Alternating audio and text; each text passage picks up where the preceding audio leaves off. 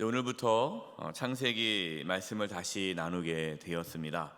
오늘 말씀 창세기 22장에는요 아브라함이 비로소 참된 신앙을 갖게 되는 순간이 드러나게 되는 말씀이죠. 하나님께서는 아브라함을 이제 시험하십니다. 여기서 시험은 테스트예요. 하나님은 때로 저와 여러분을 테스트하십니다. 시험하세요. 하나님께서 저와 여러분을 테스트할 때 그 테스트를 잘 통과할 수 있기를 바랍니다. 아브라함이 받은 테스트가 뭐냐면 2절이에요. 여호와께서 이르시되 내 아들 내 사랑하는 독자 이삭을 데리고 모리아 땅으로 가서 내게 일러준 한 산 거기서 그를 번제로 드리라. 하나님은 내 아들, 그것도 보통 아들이 아니죠. 100세 낳은 아들, 사랑하는 독자 이삭을 번제로 드리라는 거예요. 이것이 하나님의 테스트입니다. 참 테스트가 가혹하죠. 이삭은 자기 목숨보다도 더 소중한 아들입니다.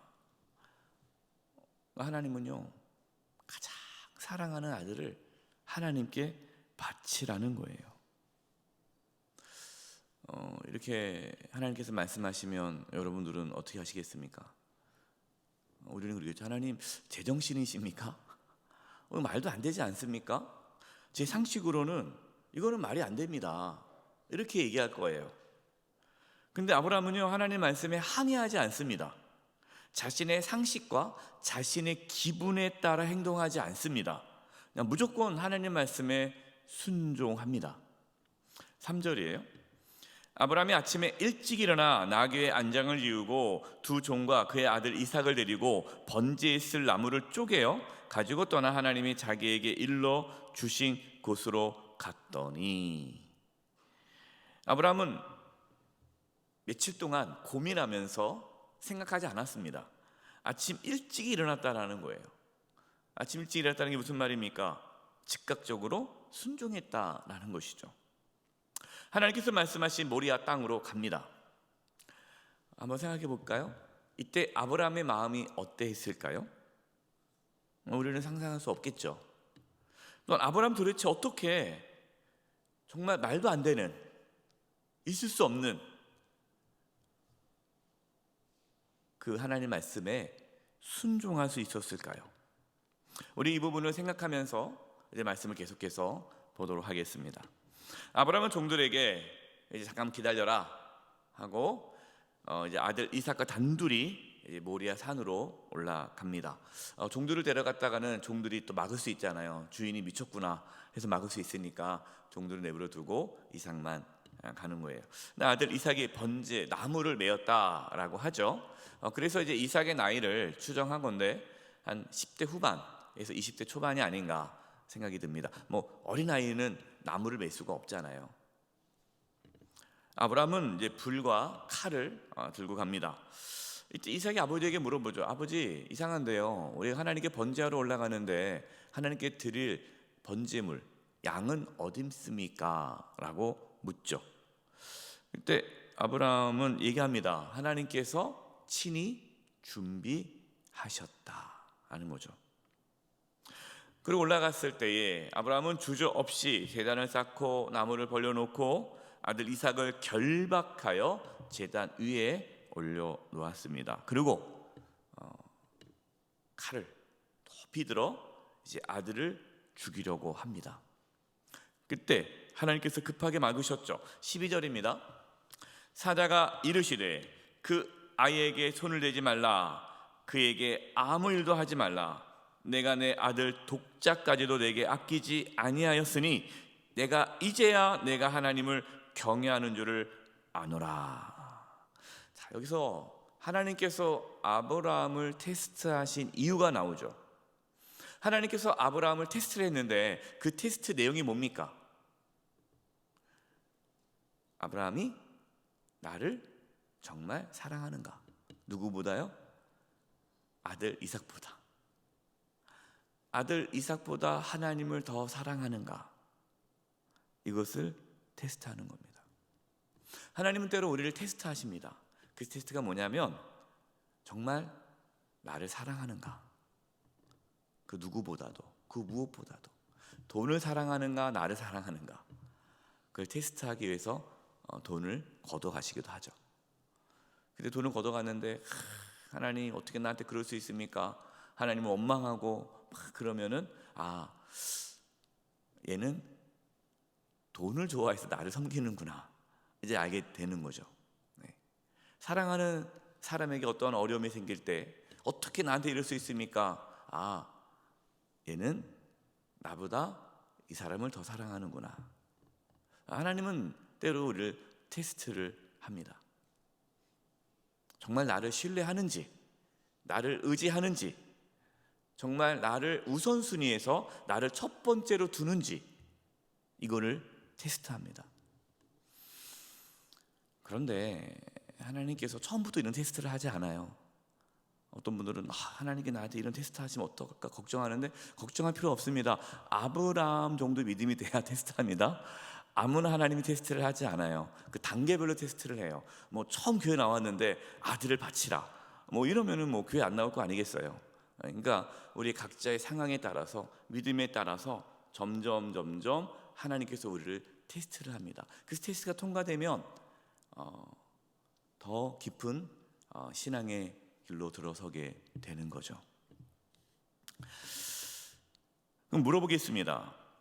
하나님께서는 아브라함이 아들 이삭보다 하나님을 더 사랑한다는 것을 알았을까요? 몰랐을까요? 아셨겠죠. 하나님 모르진 않잖아요. 근데 아는데 왜 굳이 또 이렇게 테스트를 하실까요? 이거를 아브라함에게 보여주는 거죠. 내 안에 있는 믿음이 나도 모르잖아요. 어느 순간에 고난 가운데, 어떤 환난 가운데, 우리가 어떠한 상황 속에서 우리의 믿음이 드러나게 되는 겁니다. 하나님은 아시죠? 그럼 우리는 깨닫지를 못하는 거죠. 그 과정을 통해서 우리의 믿음을 확인하게 되는 거예요. 그리고 주변 사람들에게 그 믿음을 나타내게 되는 것이죠. 하나님께서는 아브라함을 테스트함으로써 우리에게 이렇게 말씀하고 있는 겁니다. 믿음이 무엇인가, 하나님을 섬긴다는 게 무엇인가, 특별히 하나님을 경외한다는 것이 무엇인가를 이 아브라함을 통해서 우리에게 말씀해주고 있는 것이죠. 하나님을 경외하는 게 뭘까요? 그냥 하나님을 무서워하고 두려워하고 벌벌 떠는 게 경외가 아니라, 하나님을 경외한다는 것은 하나님을 최고로 여긴다, 우선순위를 둔다는 거예요. 그 어떠한 것보다도 하나님을 사랑하는 것, 여러분 이것이 하나님을 경외하는 겁니다. 신앙의 근본은요, 하나님을 경외하는 거예요. 하나님을 경외하는 자는요, 불평할 수가 없어요. 원망할 수 없어요. 왜 하나님을 경외하는데 무엇이 원망스럽겠습니까? 다 감사하죠. 주신 자도 여호와시요 취하신 자도 여호와시니 욥의 고백처럼 하나님을 찬양할 수 있습니다. 여러분 이것은 엄청난 믿음이죠. 저와 여러분 가운데에 하나님을 경외하는 그 믿음이 있기를 기도합니다. 우리는 이거를 바라보는 거예요. 이렇게 하나님을 경외하면 그 경외가 무엇으로 나타날까요? 하나님 말씀에 순종함으로 나타납니다. 그래서 하나님은요, 내가 믿습니다. 그래, 네가 나를 믿는구나, 그렇게 여기지 않으세요. 우리가 말씀에 순종할 때 네가 나를 믿는구나 라고 말씀하십니다. 여러분, 어떠한 어려운 상황 속에서도, 힘든 상황 속에서도, 도저히 순종할 수 없는 상황에서도 하나님의 말씀을 믿고 순종함으로 나아가시기 바랍니다. 여러분 그때 하나님의 역사, 여호와 일에 준비하시는 하나님을 경험하게 되는 거예요. 13절입니다. 아브라함이 눈을 들어 살펴본즉 한 순양이 뒤에 있는데 뿔이 수풀에 걸려 있는지라. 아브라함이 가서 그 순양을 가져다가 아들을 뭐하여? 대신하여 번제로 드렸더라. 하나님은 이미 독자 이삭 대신 번제로 드릴 순양을 준비하셨어요. 순양은 독자 이삭 대신 번제물로 드려졌습니다. 여러분 이 아브라함의 이 사건, 이것은 예수 그리스도를 우리에게 또 보여주죠. 하나님의 아버지의 모습을 보여주는 거예요. 하나님께서 자기의 독자 예수님을 아끼지 아니하시고 우리에게 내어주신 그 하나님의 사랑을 아브라함을 통해서 우리에게 보여주고 있는 것입니다. 또 우리가 죽어야 되는데 우리 대신에 예수님께서 제물이 되셔서 십자가에서 죽으신 거죠. 이것을 하나님께서 예비하신 거죠. 하나님께서 저와 여러분을 구원하기 위해서 예수님을 준비해 주신다라는 것을 이 오늘 말씀을 통해 우리가 알 수가 있는 것입니다. 14절이에요. 아브라함이 그 땅 이름을 여호와 이레라 하였으므로 오늘날까지 사람들이 이르기를 여호와의 산에서 준비되리라 하더라. 여호와 이레가 무슨 뜻입니까?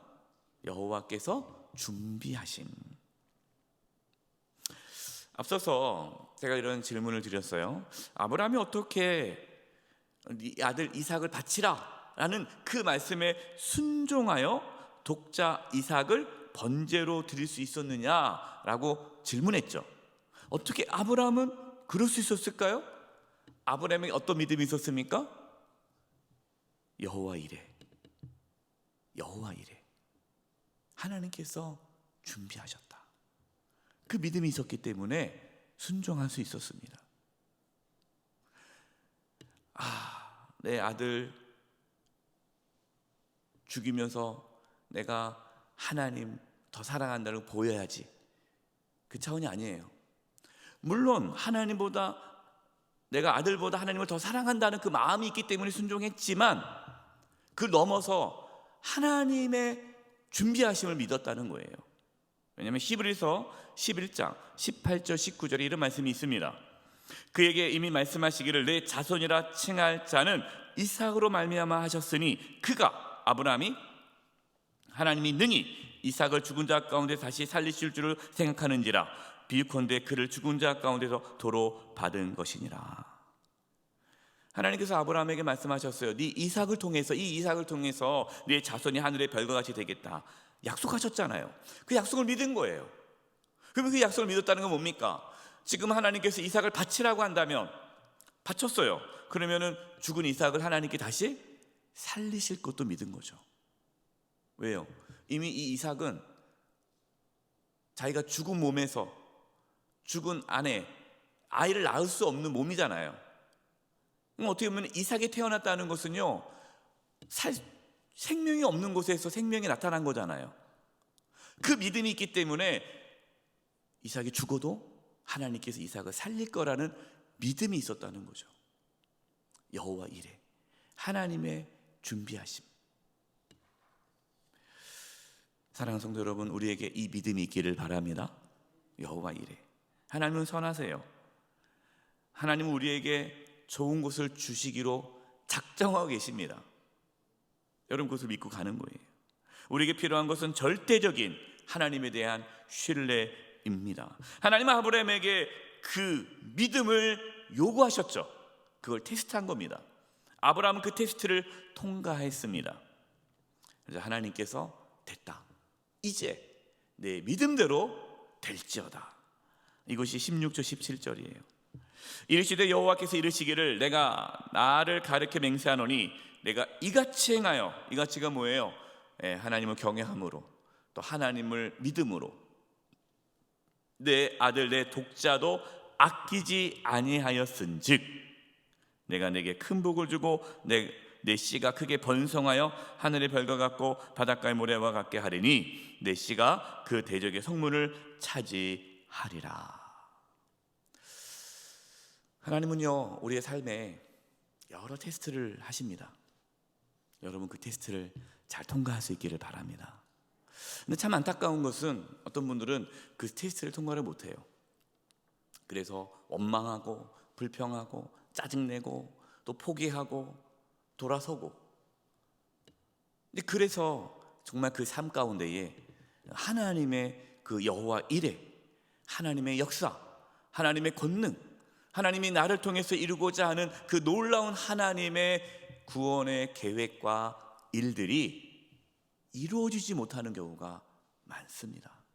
저와 여러분은 그렇게 살아가지 않기를 바랍니다. 여호와 이레 신앙, 하나님을 경외하는 신앙, 그러므로 저와 여러분 가운데 하나님의 선하심이 나타나는 삶을 살아갈 수 있기를 주님의 이름으로 축원드립니다. 기도하겠습니다. 하나님 아버지, 저희들에게 믿음을 부어주셔서 어떠한 상황에서도 순종하게 해주시고 어떠한 상황에서도 하나님을 경외함으로 하나님을 제일 첫 번째 우선순위를 두며 살게 해주시옵소서. 그 누구도 그 무엇도 그 어떠한 것보다도 하나님을 더 사랑하게 해 주시옵소서. 예수님의 이름으로 기도드립니다. 아멘.